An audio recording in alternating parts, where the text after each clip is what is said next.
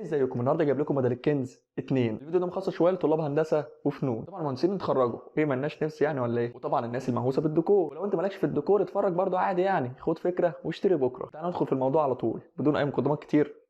يلا نبدا بالانترو.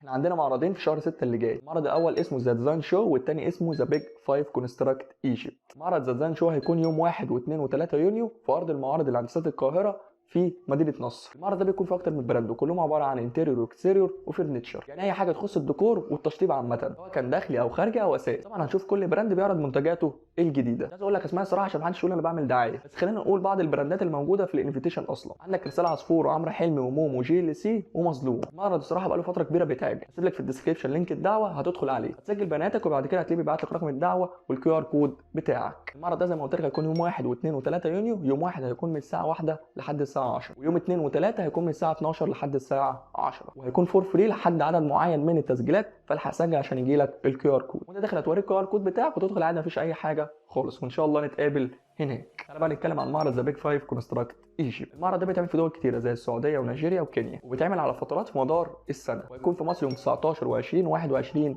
يونيو من الساعه 10 لحد الساعه 6 في مركز مصر للمعارض الدوليه اللي عند مسجد المشير. المعرض ده مدعوم من الهيئه الهندسيه للقوات المسلحه ووزاره الاسكان والمرافق. ده بيتكلم عن مجال التشييد والبناء واحدث الابتكارات والحلول في الصناعه، وطبعا بيكون في اكتر من شركه هناك زي حسن علام ووراسكوم وهاني ميكس وسمارت ويندو. فانت لو كنت مهندس مدني معماري ديكور، سواء كنت انتيريور او اكستيريور، فيا ريت تروح برضه عشان تعرف معلومات جديده وهيفيدك في شغلك. سيب لك برضه لينك الانفيتيشن في الديسكربشن، وبرضه عاملين عدد محدد للفور فري. الحق سجل عشان تحضر المعرض. وبس كده نكون وصلنا لاخر الفيديو. لو لسه ما عملتش سبسكرايب اعمل سبسكرايب عشان تشوف كل جديد.